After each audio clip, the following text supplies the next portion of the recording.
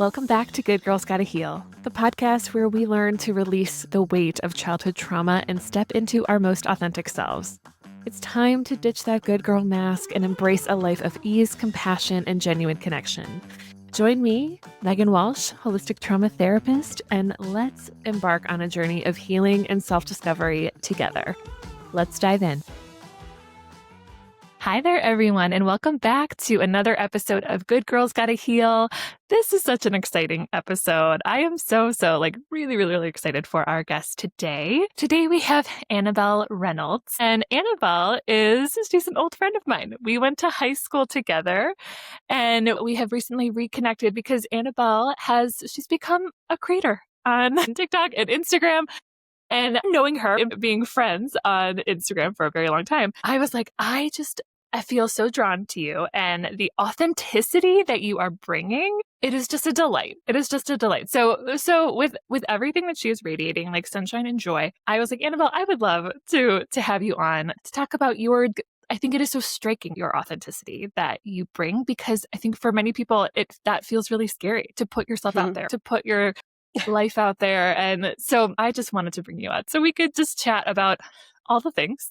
Yay! So welcome. Thank you for being here. Oh my gosh, thank you, Megan. I am so excited. When you reached out and I got that first voice note, I was like, this is it. This is why, like, this to be cheesy, one of our Mother Macaulay High School things was why we tell the story. Like, this is truly how we've come back around, and we've both gone our separate ways, and we've lived these lives, and we're entering our mid-30s, and we're being able to support other women and do it through the bond that we've started in high school. So that's it's amazing. I'm so excited to be here. I'm so excited to have you. And I was remembering high school days, remembering that I feel like we became friends later in high school. Yes. Because I'm just like pictures of prom. I know. The Brother Rice prom. I need to pull those up. I have not. Right?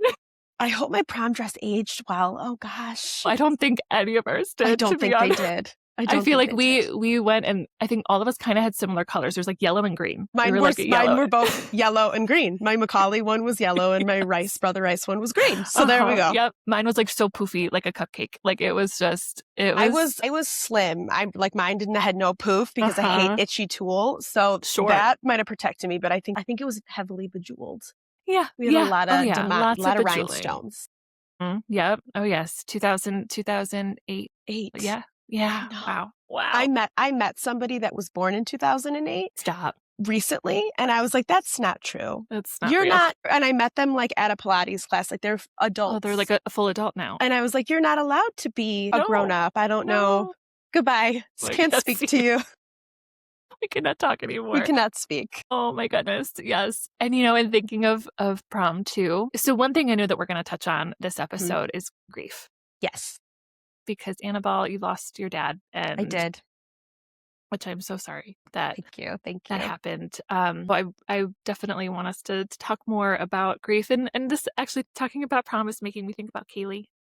Kaylee, rest in peace, Kaylee. Yeah, our sweet another friend who always I felt she passed away, unfortunately, a few years back. And she was someone that was every way I just described you, such a light and a joy and so authentic.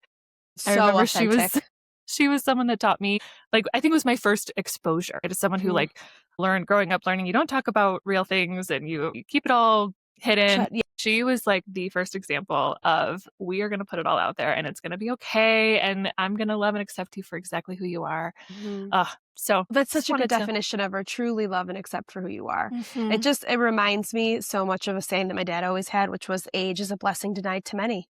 It truly is. And it's so true. You see a lot of women like, oh my gosh, I'm turning 36. I'm 47. I'm 52. Amazing. Every year I get older, I feel like I get cuter, I get smarter, I get happier. Like it's all of these things that I try to remind myself that age has been denied to so many people in our community, and we're very lucky that we're here now and we get to grow older. It's so true. We are so lucky. It is such a gift. It is. And, our lives too paralleled a little bit in college. I don't think we ever got to actually see one another, but I remember I studied abroad in Ireland. Yes. I may have just missed you, but I remember you went and then I studied at a different time. But please tell us the story of how you met your husband. I feel like this is like a claim to fame I didn't even know was fame. Like anytime I'm on a podcast or anytime I'm speaking to people, they always want to know the story. And I'm like, of this? Like it's so, but I think it's almost like Yeah. a Well, cute it was love like, right, story. P.S. I love you, right? Like Yes, American Girl without the goes to death. Ireland. Exactly. Without the Right. death. Yes. Without the bad ending. No, not that part. And, But American one of Girl our, goes to Ireland and, and right, tells falls us, in love. It's if amazing. you remember good friends in high school, Siobhan Duffy, she always says that. I'm like, Siobhan, stop, because we have a different ending than that movie. Okay. Exactly. No, so I went to a small college in Iowa, St. Ambrose, and with a lot of other Southside Chicagoans from the high school, and I was very much in my bubble. And my parents were, especially my dad, was very much go out and see the world, do like create, make sure you have like some presence. You can always come home, but you can't always leave. Yeah. So I think I was a part of a very small group that wanted to study abroad. And I've mentioned this a few times, but I struggle with English as my first language. And I have a lot of typos. If you watch any of my content, word typos and real written typos. And I honestly think, going to digress here for a second, typos are kind of chic because they show that you're not using AI. Exactly. It's so true. I love that. I think in 2026, typos are going to be in. Making a comeback. Yes. So I decided, I was like, okay, I'm going to go explore. I need to go to a country that speaks English. And the two top, of course, countries that popped up were Australia, way too far, big spiders, huge snakes, not happening. No.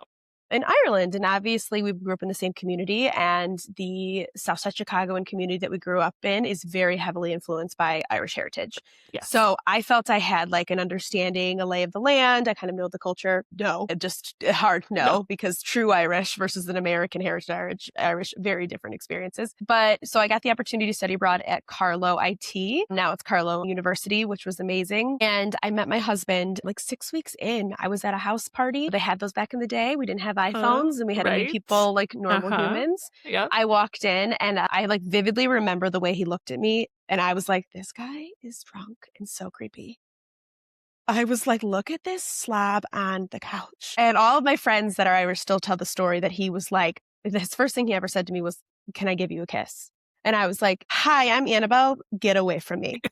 You are disgusting. And funnily, I actually had a crush on his roommate that actually is one of our best friends now.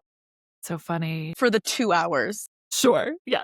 Yes. And then my husband and I went to a nightclub, as you do. And then the lights came on at 2 a.m. and he was like, hey, I have oxtail soup at my house, which is the most random soup in the world, but it is my favorite soup. And I was like, yeah, all right, let's go home. You're cool. And that was it.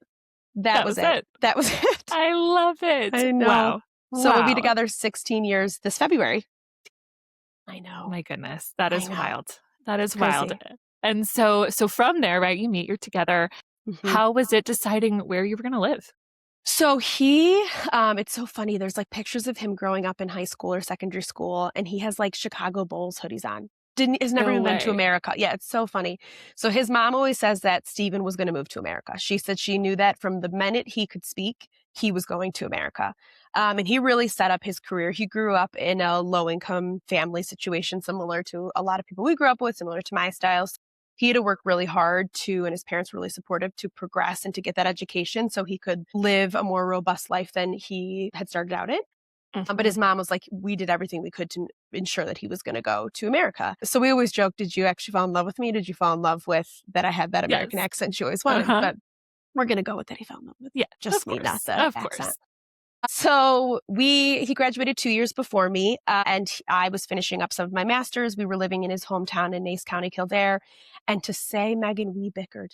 We bickered for about 4 months. I wanted Dublin or Galway, and he wanted Chicago. And finally, his mom was like, you know what? Flip an effing coin. So she slammed a €1 coin down on the table and was like, flip it. And I was like, yeah, let's do it.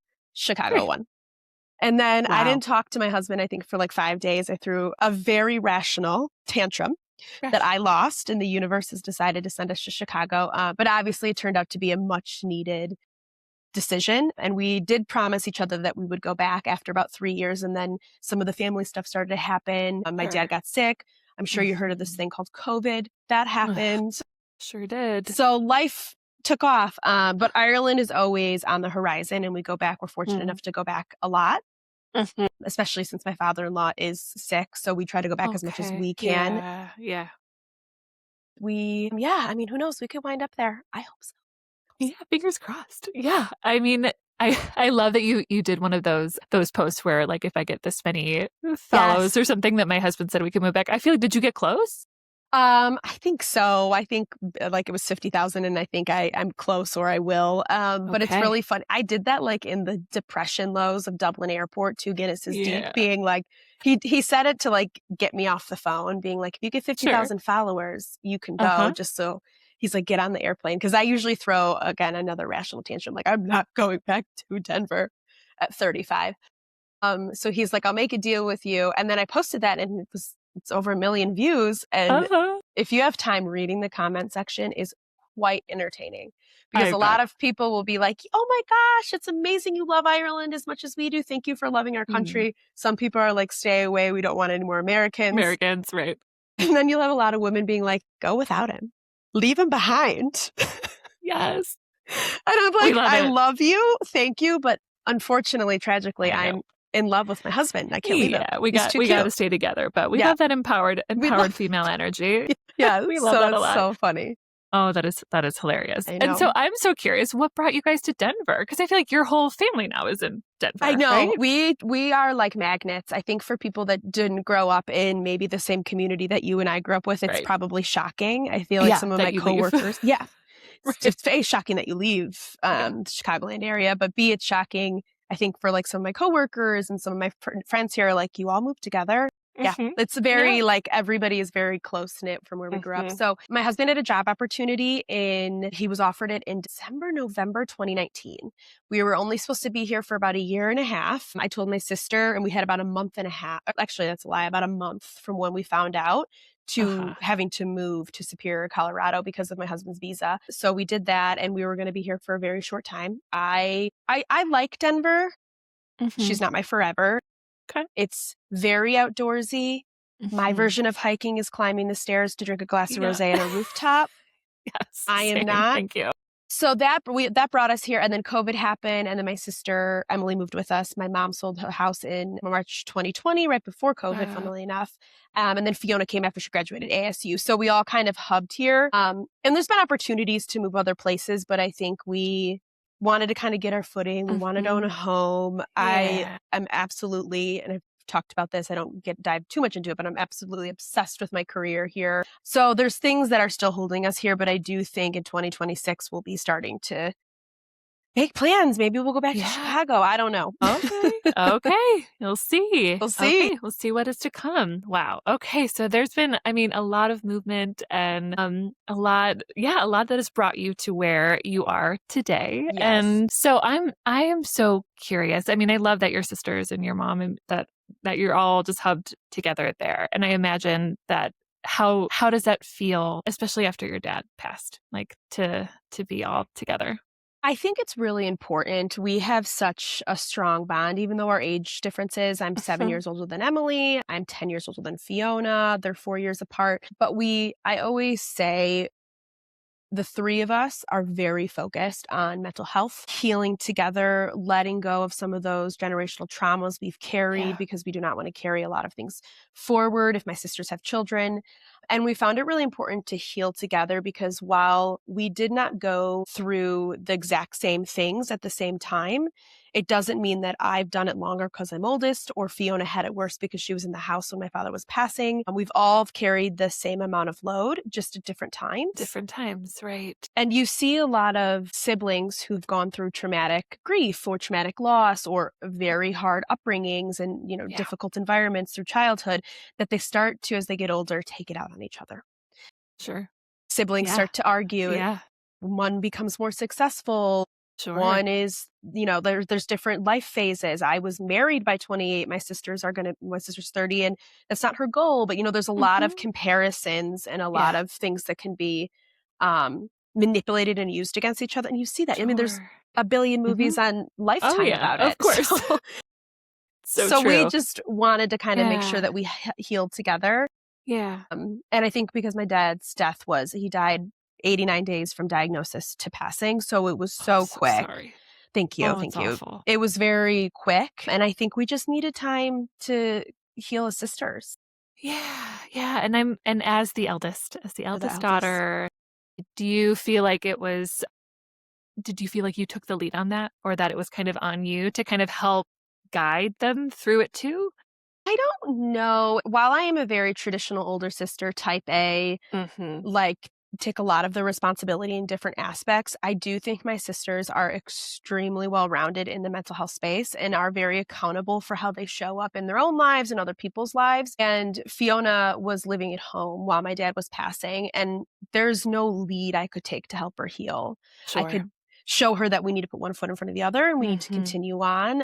Yeah. I can show Emily that pouring yourself into a career or a hobby is a different way to heal. I can speak Yeah. openly about my grief, Sure.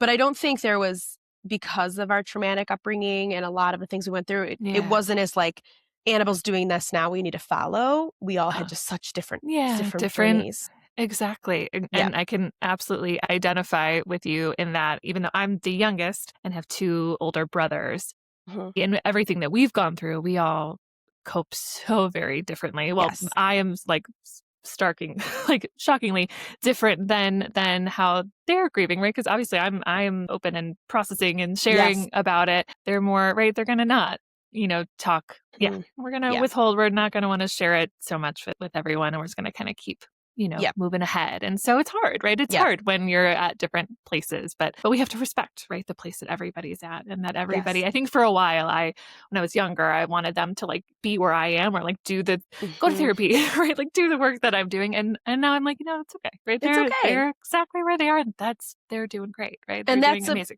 that's a very healed reality you have of not Hmm. everybody's experience is the same, and understanding that they can live their own life and heal their own Yeah. way it's not our opinion. It's not, Yeah.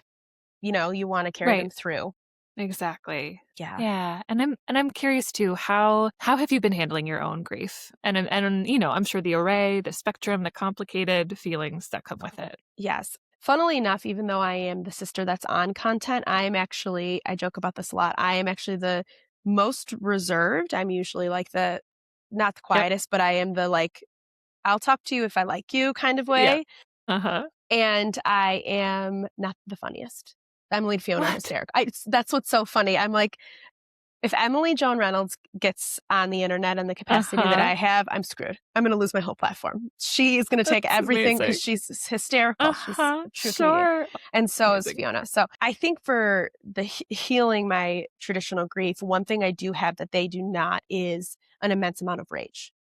Mm, And that is something that I've carried forever. That definitely comes from my mother's side. There are 4 sure. strong women over there, and there's a lot of matriarchal, older sister, compounded generational trauma, and rage. And that's how it shows up for me.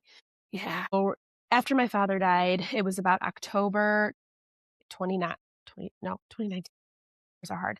And I started getting extremely jealous, and to the point where I was like, my friends would call me and being like, "Yeah, we're going to my mom and dad's," or "My dad's coming over," this or dad, blah, blah, blah, blah, blah. And Christmas was coming up. And the anger I was feeling towards people just living their normal lives Mhm. with their healthy, showed up parent was not okay. I was taking it out on myself, and I think I was taking it out on, I wouldn't say my husband, but I would say like different aspects of my life that I knew were not healthy at all. Sure. Yeah. And at the time, unfortunately, I mean, or fortunately, it's great that there's podcasts like these, and there's now so many amazing books, and you're writing one, and there's all of these tools. I do think before COVID and before everyone was stuck inside their home with nothing to read or nothing to share or nothing to do, there was not as many outlets So for true. people to share this Yeah. grief. There's Yeah. very traditional grief, which is like, we had a very traditional upbringing. I was a daddy's girl, and he passed in Oh, a traditional way, and society feels comfortable sharing that grief. Mine was not a traditional grief. So there was nowhere to share that. People would get uncomfortable if I talked about it. It was very much shunned at the side.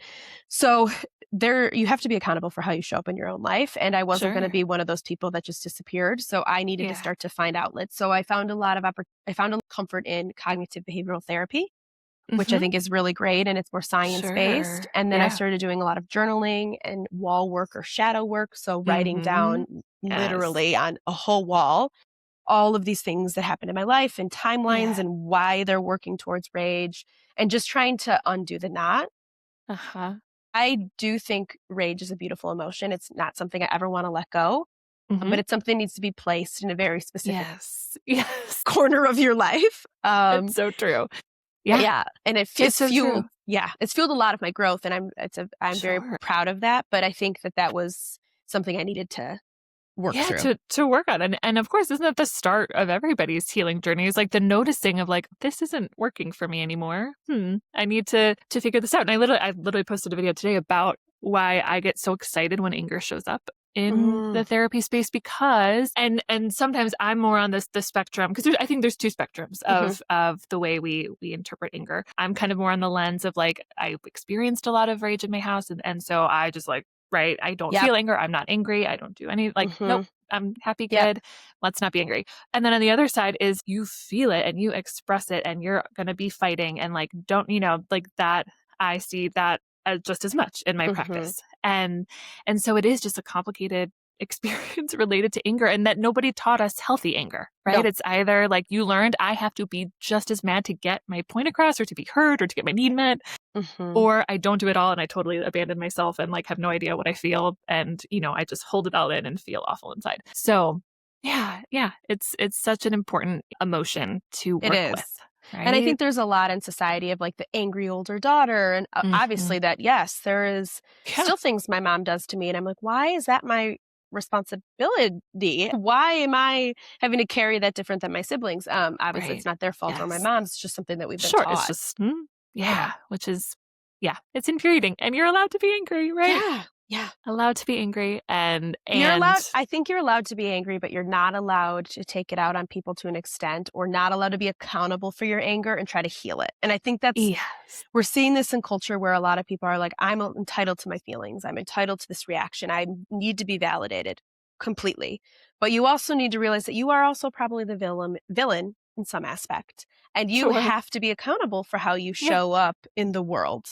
Exactly, right. And it's like the emotion is okay, right? Sometimes the behavior is not. Exactly. And so, like, I'll tell my son all the time, right? You are allowed to be angry, but you're not allowed to hit me, right? Like, Yes. no, You can not be cool. mad at mommy, but you can't Yeah, put your you're hands not. on mommy. Yeah, you're not gonna hit me. No, thank you. I do not like that. Yeah, like, and that's right. The teasing apart that just has to be done. And I know that I'm sure we've both experienced, especially adults in our lives who may have right been angry and had bad behavior, and but also couldn't take accountability for it at the time when we needed it most. At the time when especially our inner children needed to know that hey, this is not your fault. Right. Right. Like my emotions, it's my job to regulate my emotions. It's not yours. But of Exactly. course, when we don't get that, right, you're just absorbing it. hmm And so And of course, when it has nowhere to go, right, it's gonna exactly. It has no it just has no stay in outlet. or explode. Yeah. Yes.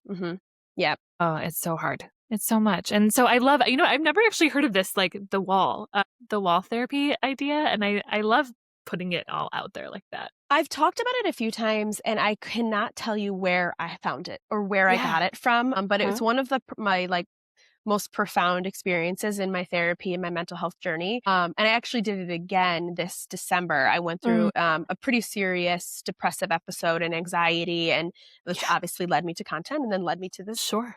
podcast. Yeah. So it all Uh-huh. works out in the end. Sure. But I do think it's extremely healing because I'm a very analog visual person and I need to see like a slide in front of me of like this is this, put all of the pieces together and just let it out. And I think it's Yeah. a really healing experience when you put it up all on the wall and you're like, okay, so it wasn't my fault when this happened. I was 7 years old. Why was I Yes. getting yelled? Like there's just so many Mm-hmm. things. Yep. And then you can also see in the timeline of when you, again, like I've said, you have to be accountable of like, okay, I was actually the villain in this part of my story. And I Mm. actually, because I wasn't healed, was hurting this person. And now they might have to recover from actions that I did. And that's how I think we start to like break apart those Mhm. generational, Right. Totally. yeah. Yeah. Traumas and Us. yeah. I was going to say And curses. It's not a yeah. Horcrux. I don't know why I was saying that. Sure. But I think generational curse it's very much, right? Like people Yes, would place that in, some of I mean, isn't the world right now feels like a whole generational curse. it does. Really. Feels like we're paying for something we didn't do. But Yes, yes, I would agree. exactly. Yes. Uh-huh.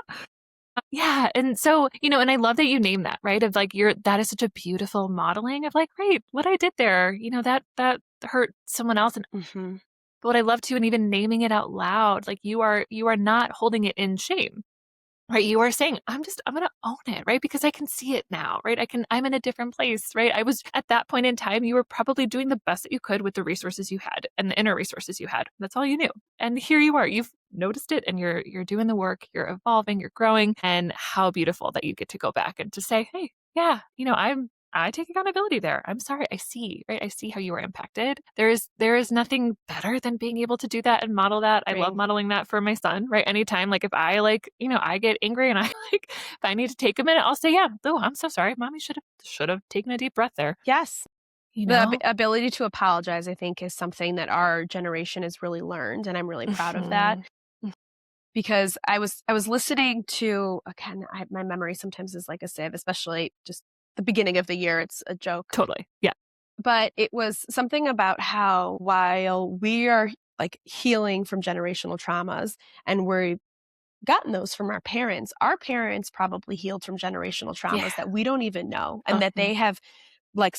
stopped and haven't passed on to us. And I don't think we give sometimes our parents the credit of what Yeah. they didn't bring forward and what they had to work through with the tools, very Totally. limited tools in the 60s and 70s. Yes. Right. So it's kind of like realizing that, okay, while my mother and father definitely did not have the tools to raise us in a very traditional way, or a way that maybe society would have deemed more acceptable, especially since I was a surprise baby for them in college, Mm-hmm. the gift that keeps on giving over here. Yes, of Um, course.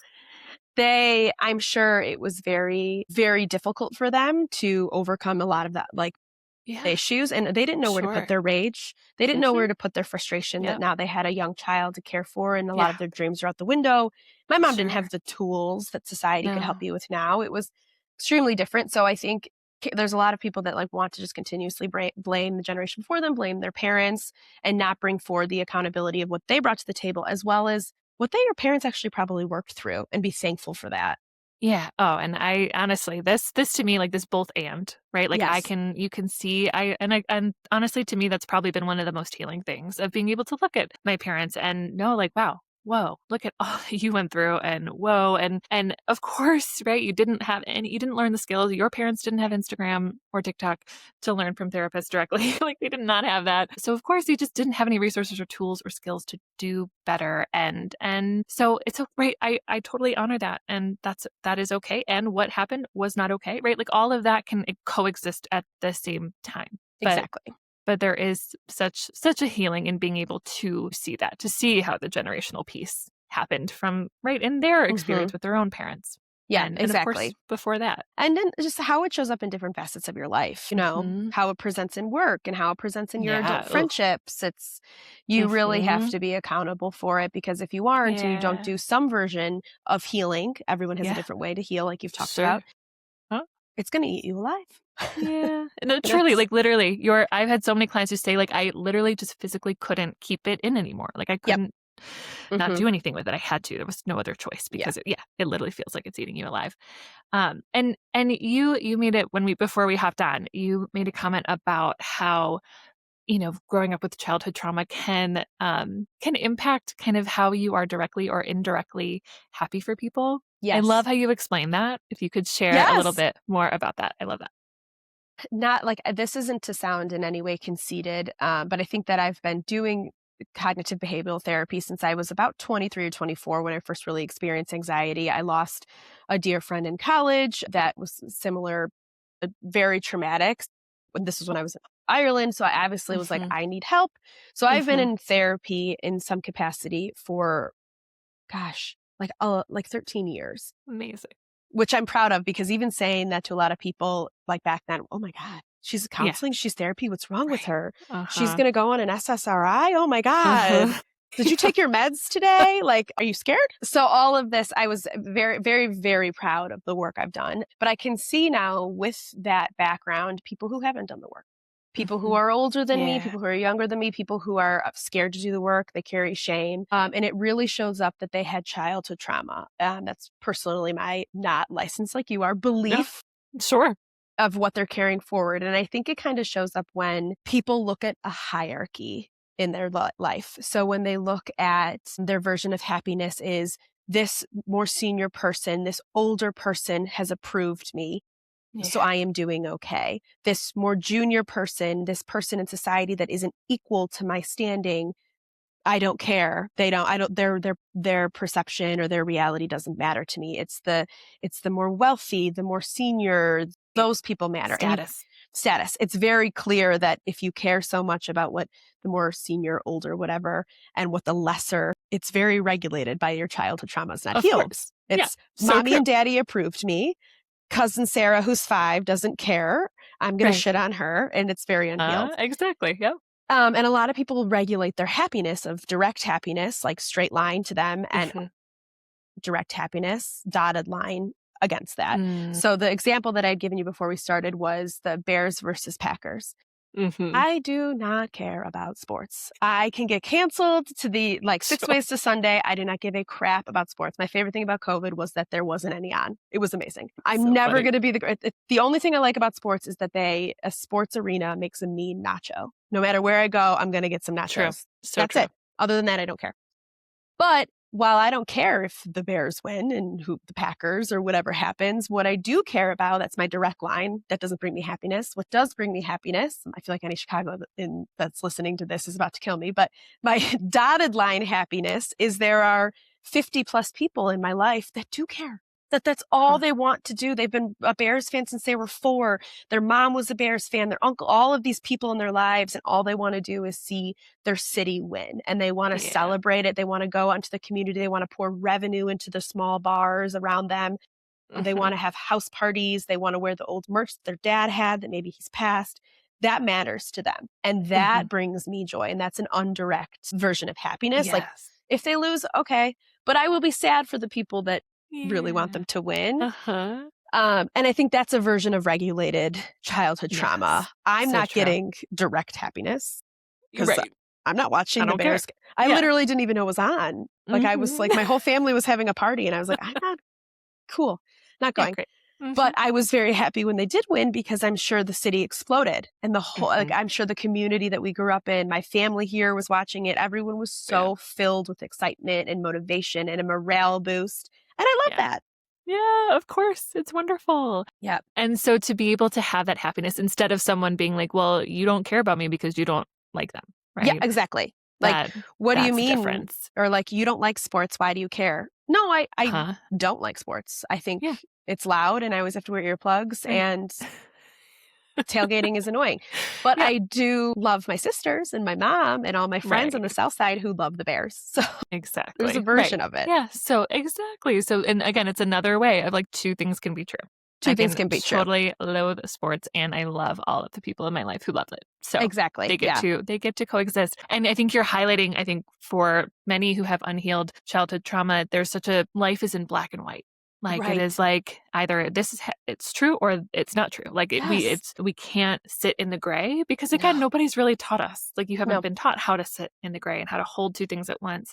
Like that is like such a marker of when you notice, ooh, okay, there's probably more work to do if everything does feel so stark. Exactly. In terms of how you're internalizing. And it really shows up in people's perception or like, well, my reality of you or my opinion of you or my impression of you.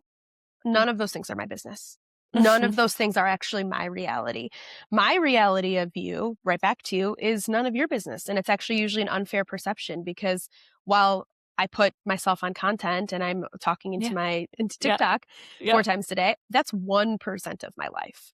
You do not know. Nobody holds the keys to everything. And you might get one version of Annabelle at work, one version of Annabelle over here. Sure. Depending on what you're going through in that day. Yeah, it doesn't mean I'm accountable for your reality. Yeah. Oh, it's so true. I love that. Right. Like your opinion of me is none of my business. None of my business. Which is again a really hard one, I think, to undo from especially from childhood wounds. For sure, when like someone's opinion of you did feel like that meant that you were safe, right? If they're okay with you, then you're safe, so we're good. So it takes a lot of bravery and vulnerability and strength to rewire that. And so, and I'm so curious how this translates for you into your content. Because what was the moment where you're like, you know what, I'm going to do this? Because again, it's so vulnerable. Like it's so vulnerable to be seen. So how was that for you? Thank you for putting such a emphasis on the vulnerability. It is so vulnerable. But like I had alluded to earlier, like last year, 2024 was a really difficult year for me. There was a lot going on with health in my family, health in myself, my father-in-law, I've mentioned. We show that we go back to Ireland for joy and happy and pints and cutesy, but that's what I'm going to present on content. I'm not going to unravel stories that aren't my own to tell. So we've been carrying a lot. And November 2024, I broke right in half, just a little snapped like a bamboo stick. That's okay. That's going to happen. Just because I've been healed and I've worked through things doesn't mean that's not going to happen again. But the marker of healing is that the time to get back on track is shorter and shorter and shorter because I've got the tools to heal. I know what to do and I allow myself to be broken. And then I know how to pick myself back up. Exactly. So this was going on and it was like healing, working through all of my things in my, silo. And I really do find comfort in a lot of the influencers or content creators that I've followed, especially starting with TikTok or started downloading TikTok in 2020. So it felt like I've kind of seen a lot of these women take off and grow. Yeah. And a very small number of the community that I loved to follow has stayed the same. And it was March 12th. I remember the date. And I was scrolling on TikTok, definitely seeing the light at the end of the tunnel of a depressive episode, ready to start the new year, 2025. Like I know it was March, but still my version of a new year. And I snapped as there's no more authenticity online. It is literally, there's a and I don't want to say this to everybody because there are some content creators that have 4 million and I think are more relatable now than ever. And there's some content creators that have 7 million and they don't even resemble any of the reason I followed them. And I just couldn't handle it anymore because I think the internet is so powerful. And I think that social media is such a wonderful tool that can change. It could either be like a place of jealousy, you don't have this, or it could be a place of, I am eating Wingstop with no bra on. I had the worst day of my life. Just letting everybody else know that that's okay. I have a pimple at 35 and my PCOS is raging. Good night. Yep. And I just I feel like that authenticity disappeared, at least in my circle. And I just said, well, you know what? I'm going to do it myself. Yeah. And I just one day turned on TikTok. It started eating like random snack concoctions that I eat. And then it kind of turned into more lifestyle. Yes. And it grew so quickly. And the community, I feel like, is so bonded and strong. And I'm really, really proud of it. And I just love my audience. It's a very niche audience. You have to buy Annabelle to follow Annabelle. Sure. If you don't, and I totally should. You should buy Annabelle. Thank you. You're so sweet. Yes. But it's become really freeing because when I talk about grief or I go on podcasts or I'm talking about PCOS or anger or hormones or like how proud I am of my career, not shitting on my job. People are like, oh my God, all we hear about is people talking about how much they hate their life and they hate their job. Never anybody is talking about how proud they are of their career, especially a woman. And I was like, well, sit down. Let me tell you about how much I love my job. I think it's just been amazing to depending on what I'm posting and what the theme of my life is, I could wake up with 5 DMs. I could wake up with 500 DMs. And it's just amazing to resonate in this way when all I thought was I was going to have my cousins and my grandma and my sisters follow me. Sure. Yes. It's incredible. I actually remember, I think early on seeing one of your Wingstop or something you're trying. I'm like, this is incredible. I am in. I am so in for this. This is oh my God, again, so sweet. And you're so right. I feel so drawn to it. And it's actually something that, of course, in what I'm doing on the internet is in this professional capacity, right? As my therapist self persona. And of course, with a therapist, it's a little more complicated to bring your most authentic self into it. Yes. But it's but I'm I want to do that. I want to bring more of that in. You inspire me to, to do that. And so, because again, that is precisely what this healing work is for. Exactly. It's to do that, right? It's to show up unapologetically as your most authentic self and know that all the time. And whatever you all think and feel and however many likes I get or views I get, it doesn't matter. It doesn't matter. Because this feels me, right? This feels me. And I think it's good. I think as a child-free woman in her, I'm 35, we have not wanted kids, battling through that of the comments. I mean, we still get so many DMs of, why don't you guys have kids? You'd be a wonderful mother, all these things. I don't want that. And I also wasn't seeing that version of myself online. I would see these super power hungry, amazing CEO, badass girlies in New York. No, I'm too tired. I'm too sleepy for that. I see these yummy, amazing mommies with 5 kids on a farm. No, I don't want that. And I didn't see this not that we need a Yeah. niche, but I didn't see this line for Yes. myself. And I just Uh-huh. wanted to share with the internet, like, it's okay to Love it. make adult money and spend $300 on slime on a Thursday Yeah. after too much wine in your Yes. 30s. In your That's 30s. It's totally fine. okay. It's okay to Oh my DoorDash God. 4 times in 1 week because you don't want to go to the grocery Don't store. want to cook. Yes. That's okay. It's fine. It's Yes. completely and utterly fine. Oh, I love this so much. Yeah, thank you. Yep. It's crazy. It's so good. And you will love this. I just interviewed another therapist named Kelsey Wood. Her episode probably will come out right before yours, but hers, we talked all about what it means to be intentionally, like to choose to be child free and all of like the comments that you have to deal with and everybody projecting their own, why don't you? Why don't you? And you're like, I get to make my own decision, right? I know. I don't want to, right? I don't want to. I'm an adult woman and I get to make my own decisions. And Yes. what I want can totally look different from what you want. And that is okay. Yes. And it Right? doesn't mean we hate children. It No. just means that I'm the first woman in my lineage to decide what she wants for herself. Yes. I didn't take my husband's last name, Mhm. mostly because it autocorrects to no one. And that just really gets my goat. That makes So, sense. Yeah.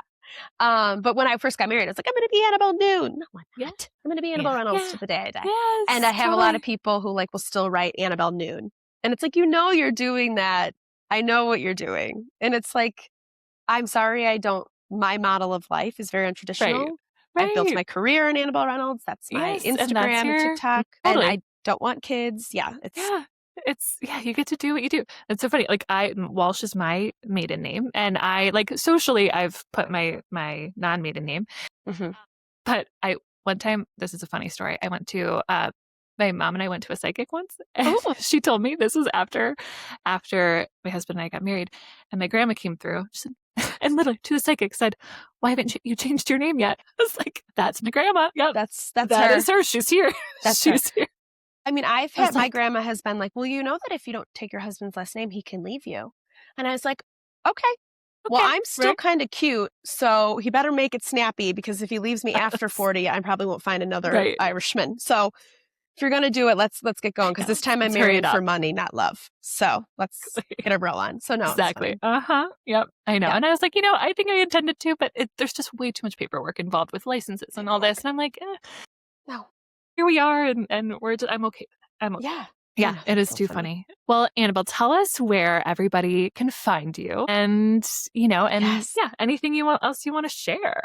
First, I just want to thank you again. It's just so amazing to see women like you on the internet and want to connect and bring these communities together because I think without you kind of having these podcasts and holding these spaces for us, we all can't share our different versions of stories. And it's not like everybody has to take the Annabelle or anyone else you've had, but we can take pieces from each other and grow and build. So for holding space is just amazing. And I cannot wait to read your book and I can't wait to see your journey in 2026 as you get to it. We'll be cheering you on. Thank you. But no, you guys can find me on TikTok, Annabelle_Agnes, and Instagram, Annabelle_Reynolds. Okay, perfect. Yeah. We will put both of those in the show notes. So you must, everybody listening, you must follow Annabelle. She is a delight, will bring a lot of joy to your day. And again, like she's such a good model in authenticity. So I want everybody to sit with that. Like, what would it mean to be more, to bring more of Annabelle into your life of letting yourself be like unapologetically you, because there is nothing better. So, and DM me if you're nervous. I'll give you tips and tricks because life's too short to carry shame. Yes. Oh my God. That's the title, right? Life is too short to carry shame. I love it. Amazing. Annabelle, thank you so much. We have to have you back because this is a joy, pure joy. So thank you so much for being here. Thank you, Megan. I'm so excited. Thank you. Thank you so much for listening to another episode of Good Girls Gotta Heal. I am so grateful to have you in this community. Be sure to subscribe, rate, and review. That helps us out greatly. And we'll see you next time.